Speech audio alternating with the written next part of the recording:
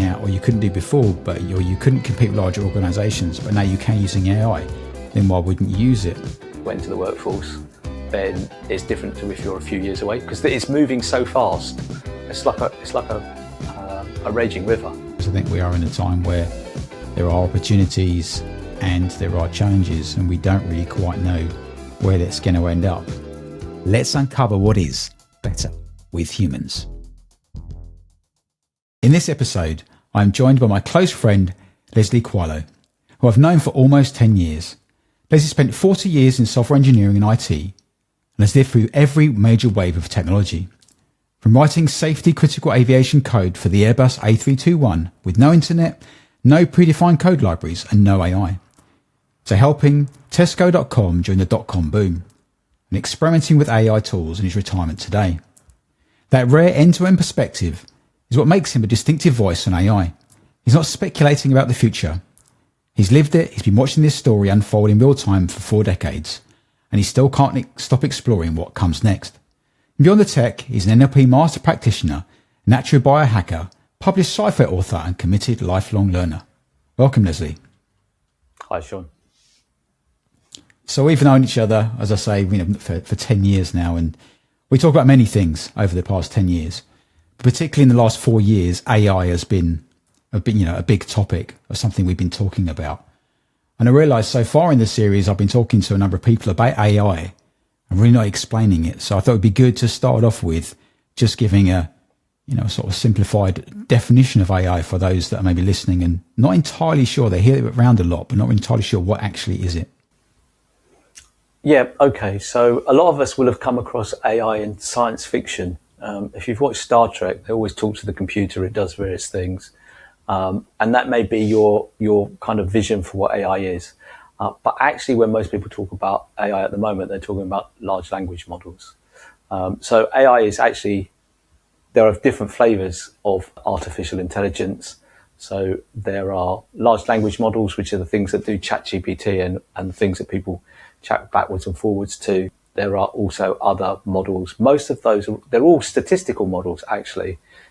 What a LLM does when you talk to it is like predictive text on your phone. It's actually predicting what the next word is that you expect to hear. And even when you ask it a question, it then predicts statistically what is the most likely answer. And they've got very, very good at doing that. So, yeah, that's really interesting and a helpful explanation to bring in something like you say, like predictive text. I think the main thing to understand is they have no idea what they're saying. They're not even words. They are just, so when you write a question to an AI, it tokenises your question, which means it turns it into a load of numbers. And then it calculates tokens to send back to you. It has no concept of what the words are or what they mean. So, and that's why it can say things that seem very clever or give you back a load of gibberish occasionally. So, yeah, that's interesting. And I think when you think about that, that's a really great way to think of it, because it means often I found this, I get annoyed or frustrated with AI because it's like, why do you not understand? But actually putting it into that explanation that it's tokenized is, well, actually it doesn't even know what it's saying to you. And it's only when you point back and you go, well, you did, this is what you said. And then, but even then it's still doing the predictive thing, right? It's going, oh, okay, I said something that wasn't correct. Okay. And then so that's helpful for me actually to think, okay, yeah, don't get stressed about with this thing, because actually all that's happening is it's sending you back information that doesn't even know what it actually is. To be honest, what it's actually doing is parroting back what it's heard other people say. In the same way that if you had, I remember when you used to be able to go to zoos or pet shops and they would have a mynah bird or a parrot, and you'd walk in the shop, normally a pet shop, and the parrot or the mynah bird would say hello. It didn't know what it was saying necessarily. It just knew that when the door opened and the bell dinged, it said hello because it heard other people say hello. And AI is doing the same thing on a much bigger scale. It's taken in all the information on the internet and is parroting it back to you based on what you ask it. So actually, that brings me on to another question. So we've got all this information coming in from all these different parts of the internet, some good, some not so good, some true, some information that's less true. So that's obviously one of the reasons why we find things that aren't entirely correct. We might get statistics that aren't right because the information it's brought in isn't correct. So when we consider how do organizations go about training AI in terms of ensuring that the information they get is more accurate? Okay, so when you say training, so obviously the language models that we're used to talking to, interacting with, are pre-trained. If you've got a corpus of knowledge of your own, so for example, you're a company, let's say you've got something like a set of manuals on how to do certain procedures and stuff, maybe guidelines for your customer service agents. The AI doesn't know anything about that because it wasn't trained on it. You can use systems like RAG, which is retrieval augmented generation, to provide the AI with additional information. How that works is basically what you're doing is storing the information in a database and then retrieving the information from that database that you think is relevant and injecting that into the prompt. So when you ask a question like somebody's phoned up and their gas boiler doesn't work, what should I say to them? It actually looks up gas boiler faults, finds them all, injects those into the prompt so that the LLM has the context of your question and includes the example information of what it may want to be able to respond with. And then it tries to match that up. That's going to depend on how well your database storage and retrieval mechanism works. And there are different ways of doing that. There's RAG that uses something called a vector database, which again tokenizes everything you say into numbers and then tries to find. So basically what it's doing is it's creating clusters of information. And then if you ask it something and what you ask it is over here, it will return back information from kind of this area of its memory. There are other things called graph databases, which do something similar. They create a graph of connected things. And then, so for example, it might be car is connected to bus, is connected to train, because they're all types of transport, that type of stuff. So if you ask it a transport question, it'll navigate the graph and find things that are related to what you're talking about. Dump all of that to the AI and hope that the AI can sort through it and answer your question. Yeah, so in terms of, so a lot of the examples you gave there, we're talking about structuring data in a way and accessing it, allowing AI to access it in a certain way.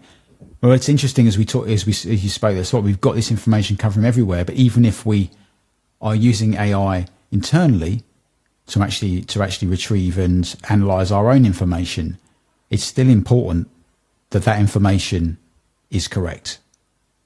And yeah, obviously, there's an old saying, right, which was rubbish in, rubbish out. If you provide the AI with a load of rubbish information that's wrong, it will parrot it back to you, and then you will repeat that to whoever else you're speaking to.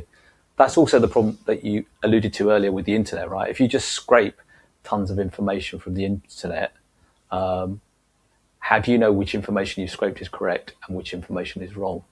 I think the general principle is majority wins. So whoever shouts loudest. So what they do is they look at, well, if I found 150 sources that says the Earth is flat and 3 that says it's round, the Earth must be flat because more people are saying it's flat than round, which obviously isn't always the case. So, yeah, and I suppose that also brings us on to things like bias as well. And so this actual ability to really clarify we need humans, still need humans to clarify the information, to check through, does this actually seem like it's a logical thing? Somebody was telling me recently, one of the large firms that had put AI in front of all of their chats and everything else, all their customer service front end. And then they did a survey of their customers, and I think it was about 70% or something, maybe even a higher number, that turned around and said, well, actually, what we want, most thing we want is we want to speak to a human. Or having contact with a human. So they flipped it around and they've said, okay, right, we're going to put humans at the front, but we're going to use AI to complement in the back end to actually make it easier for the humans to get the questions answered faster. And that's responding to us. There's definitely still that need that people want to be able to talk to a human And it's interesting with you talking about the tokenizing and the fact that AI doesn't actually know what it's saying to you, helps to understand and see why people get frustrated with when they don't get the response they're expecting, particularly when it's being made to appear as if it's a human. And that's something else that came up recently as well in a previous episode, was actually this whole thing of why are we trying to make AI appear human rather than actually just get it to do what it's actually good at doing, and rather than trying to actually make it feel like it's more and more human, because when we do that, our expectations of responses and how it's going to interact with us are more human-like, and when it doesn't, that's when we get disappointed. Yeah, I think one of the things is obviously if you call a call center or you phone people, quite often there's more to the interaction than just I've got a problem. You may be frustrated, or you may make a comment about the weather that's got nothing to do with the reason you phoned up, right? Or you might laugh with the other person. And those type of human connection, that emotional exchange that happens when you're talking to other people, that doesn't happen with AI. So as you mentioned earlier, we've been talking about AI for around 4 years. And I remember some of the first things we were doing was, you remember the nightstudio.cafe, where we were really just trying to create images with AI and trying to see who would actually liken those the most. Just thinking about that over those past 4 years, what are some of the things that have really impressed you about the things that have come out using AI? Okay, so a couple of things. One is, let's start with the image stuff. The original images you did took quite long prompts to try and get anything reasonable, and you would end up with people with 6 fingers or funny eyes, or there was always things about the pictures that were potentially not very good, and if you looked, you could spot it was AI generated. Anybody that's seen an AI image recently will know that that's improved vastly. Now, I can't draw, I'm not an artist, so being able to get AI to generate images for me is quite useful. Also, what you can do now is you can just give it a concept. You don't actually have to tell it what the image needs to be. You can give it a paragraph of text and say, can you give me an image to accompany this text? And 8 times out of 10, it'll give you a pretty good image. Sometimes you have to kind of prompt it a little bit after that to say, can you change this? Can you change that? Other times it just gives you a completely inappropriate image. And no matter how much you ask it to change the image, it just keeps iterating around, giving you different versions of the same thing or exactly the same image over and over again. In those cases, you have to stop and basically start a new chat and start again and try and get it to produce the image you want. So image quality is increased massively. I haven't looked at the video stuff because the video stuff that I've seen isn't particularly brilliant. I mean, if you want a dog riding a skateboard, then maybe that's a great way to get it, because otherwise it's very difficult to train a dog to ride on a skateboard. But they're not, I've not seen stuff that's really, really good. And also it's still pretty expensive. And obviously with video, you're generating hundreds of frames per minute. So the cost can rack up quite quickly if you're just playing around. Yeah, I've got a friend, Glenn, who is actually going to bring him on in a future podcast, and that's exactly what he's doing. So he's written a sci-fi book that's got dragons. It's a fantasy, and he's actually doing that. He's got an amazing trailer which I'll have to share with you, and we'll get him to share it when he comes onto the podcast. But yeah, that's exactly what he's saying. So he was saying that he uses 3 different video AI tools, because one of them is really good at voices. Another one is really good at the animation. Another one is really good at the landscape, creating the whole picture. And as you say, the cost of the credits to actually do it is, still pretty high. But the results are impressive. And I suppose it'd be interesting to see, in terms of, to create a whole movie, what would it cost you to do that versus if you were going to bring all the people in and everything else to do that, and what would the differences be in terms of that? What he's done is pretty impressive for what he's been able to do with the tools. I shall wait to see the results. So I know you've moved on from the days that we're just creating pictures just to see if we can get in the top 5% of the night cafe pictures, to looking at other projects. Do you want to just give us some feeling of some of the things that you've been working on, some of the things you've been able to do with AI in the last few years? Yeah, well, obviously the thing that it started off with was that AI could answer questions. So my first thought was, can I get it to write a post, like a short piece of text, like a post for LinkedIn or Facebook, and that proved to be relatively easy. I then thought, well, what about a longer piece of text? Because the longer the text gets, the more you have to worry about it drifting off into some fantasy land. I can now use AI to write quite long articles, and that's by perfecting the prompting. But the AI models have got better. They are definitely better than they were even a year ago or 6 months ago.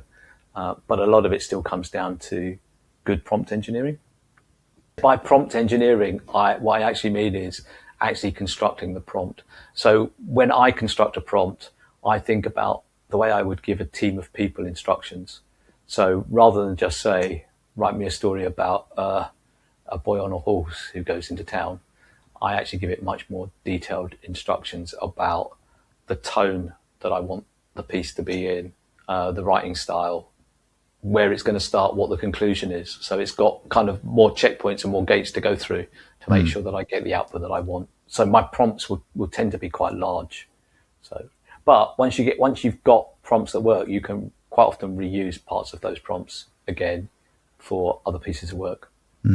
So for example, if you want a consistent writing style, then the part of the prompt where you're telling it the style of writing that you want is going to be consistent every time you ask it to write something, because you want it to sound like you every time. So, the other way to get that, like your writing style, is to give it some work that you've already done, get it to analyze the style, and then get it to create a prompt to regenerate that style, and then get it to write something you've already written and see how much it sounds like you. If you want it to sound like you, that is, of course. Yeah, and so just for anybody that isn't that familiar with AI, but when we're talking about prompts, it's effectively the instructions, isn't it? That we get a text box, and in that text box we will put in there the thing that we want AI to do. And as you've been saying, the more criteria we can give it in terms of depending upon the level of specificity that we want. So if we actually want it to be really clear and exactly what we want, then we've got to do more of that. And as you say, you can provide examples of the things that you want to do. And that brings us on to, I think, another topic, which is the information it's getting. So if you say, I want to do it in the style of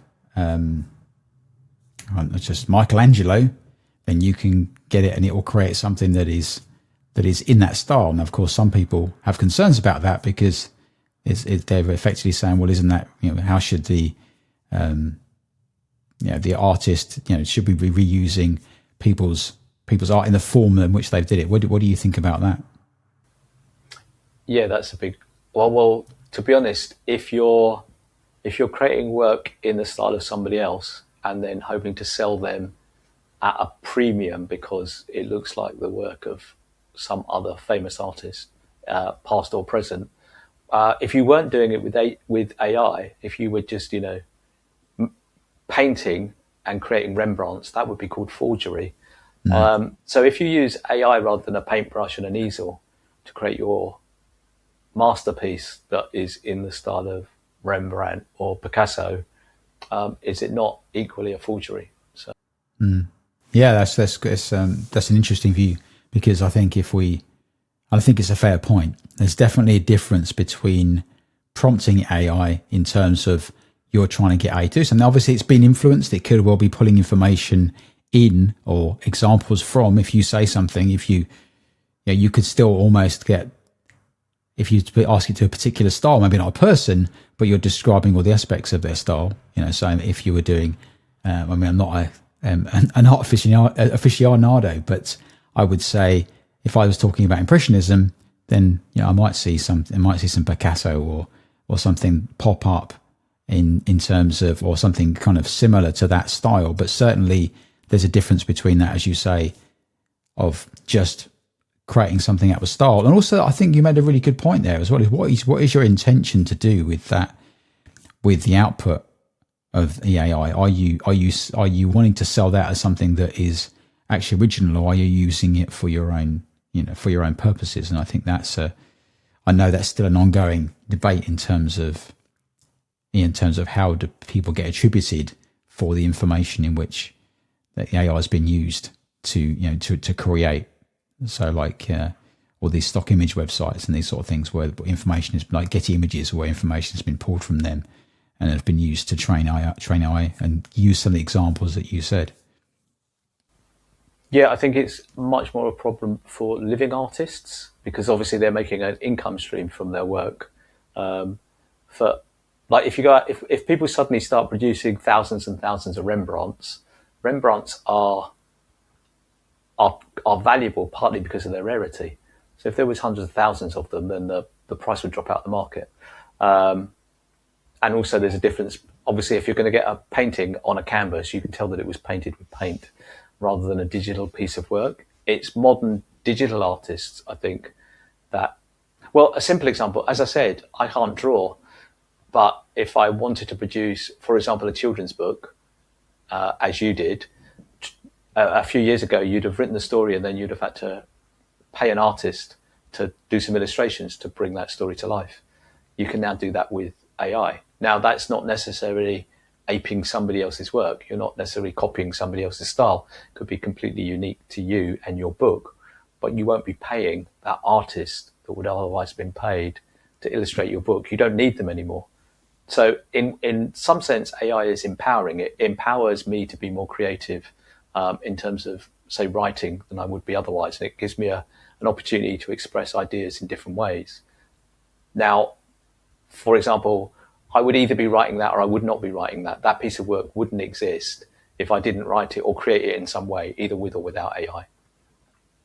However, with my example of a children's book, if I was doing a children's book, well, I wouldn't have done a children's book previously, simply because I can't do the illustrations, and I would have had to find somebody and instruct them on and get the illustrations. And to be honest, I couldn't be bothered to be doing that because it would take quite a long time for me, because I don't have that art background. So even instructing a person to create the art that I want probably would take several iterations. With AI, I can do several iterations and get a picture within 5 or 10 minutes, right?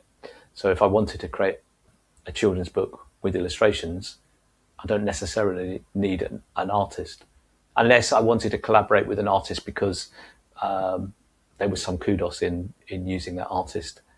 If they were somebody that was known, then maybe that would be an advantage.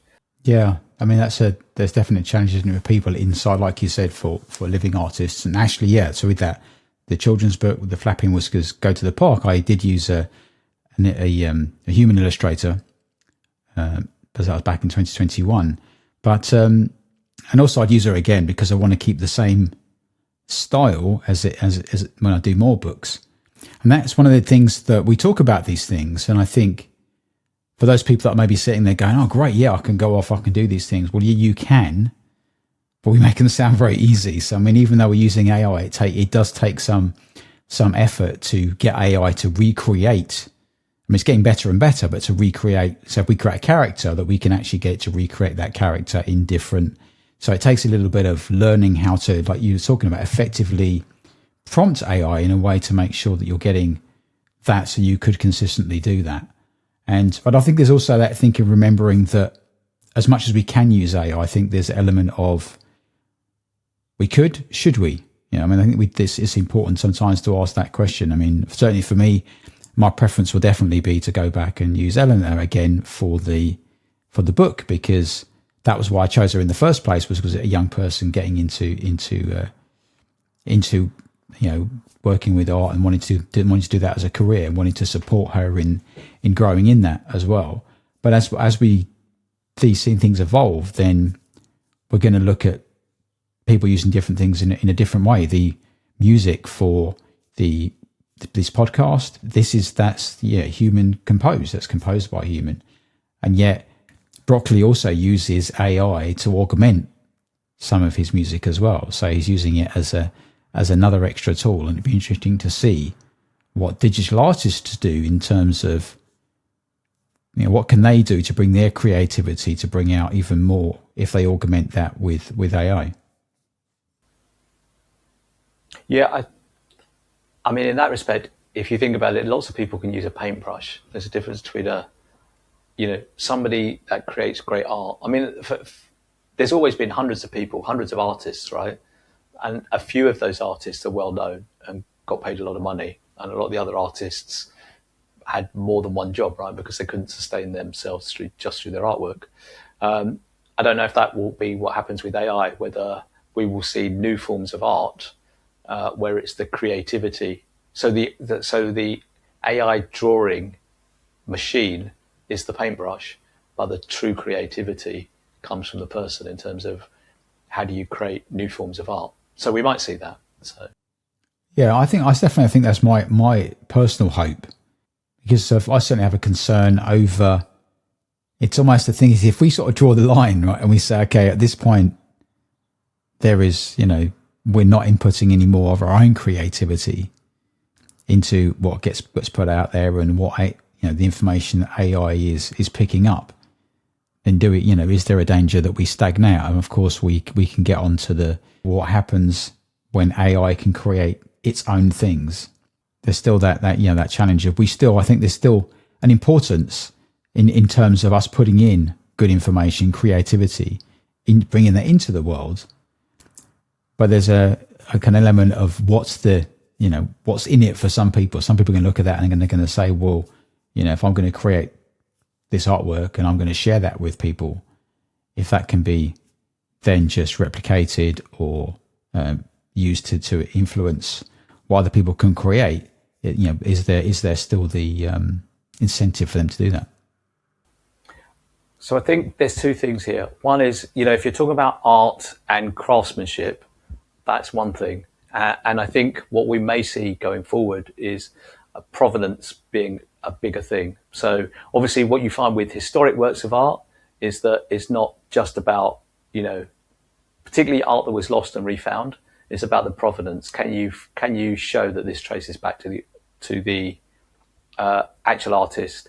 And sometimes pieces of art are worth money because of their story, what's happened to them over the years. So I think in terms of creative arts and stuff, then that relationship between the buyer and between the creator and the seller may become much more important. But that's only a small part of where AI is taking us. I think there's going to be a completely different story in the corporate world. Corporations, big businesses are using people in a lot of cases as tools. The business is trying to produce an output. And in order to do that output, they need some processing power. And that processing power in the past may have been human. But as we've seen with farm workers, prior to the mechanization of farms, most people in most countries worked on the land, and that's no longer true. And yes, there are people that still have small holdings, or people that have allotments that garden or produce food for their own consumption or maybe for a few people, but they can't compete with modern agriculture. So what happens when when offices have that choice? I don't know. So yeah, it's going to be an interesting time, and I think we'll see some evolution in roles. We'll see new roles created that we didn't know were there before, and that will be needed to maybe there's some practical roles where that AI is not able to do those things, but new roles that are created because there's new capability that happens.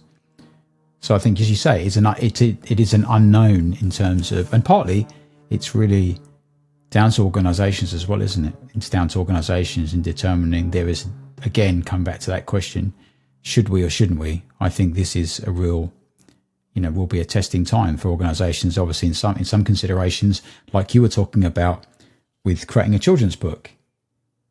If you're an organisation and there's something you can't do right now, or you couldn't do before, or you couldn't compete with larger organisations, but now you can using AI, then why wouldn't you use it?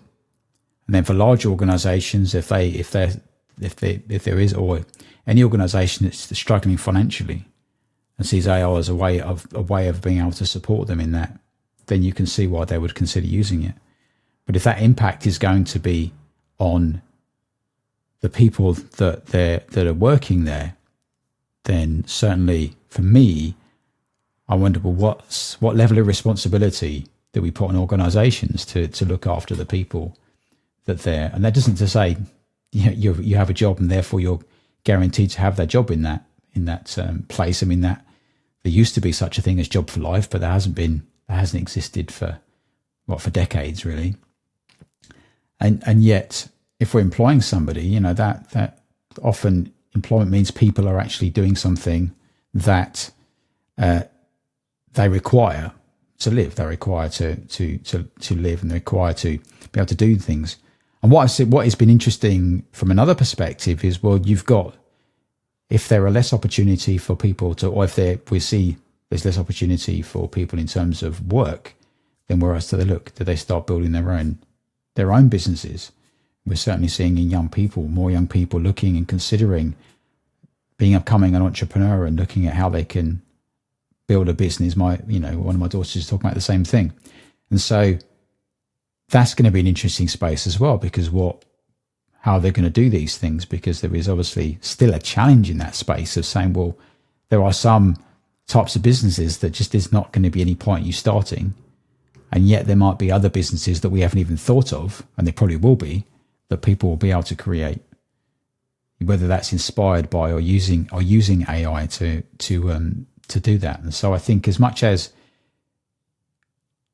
it's a challenging time, it's not the first time that we've been in a space like this, except it's still a challenge for people.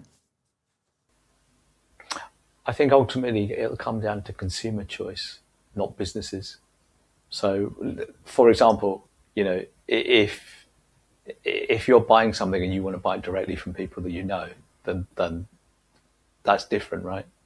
So it's going to be, as consumers, what do we want from the businesses that we interact with? If you just leave it to the businesses, the way that businesses run at the moment, it's all about shareholder value. And if it's about shareholder value, it's about producing the most profit for the least amount of input, then they'll always take the cheapest tool, right? So, and eventually, in most sectors, that's proved not to be people in a lot of cases.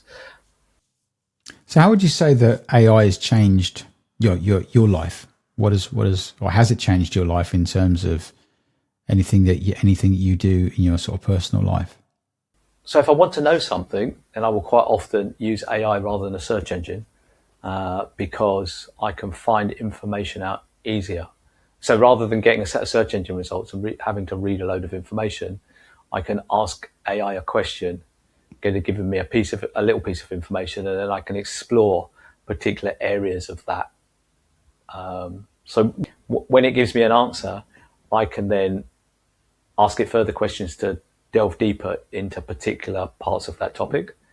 So it's potentially a great educational tool, providing you check that the facts that it's giving you are correct. So you need to know something about the subject. I'm not so sure it's very good. It would be good for trying to learn something you had no concepts about to start off with.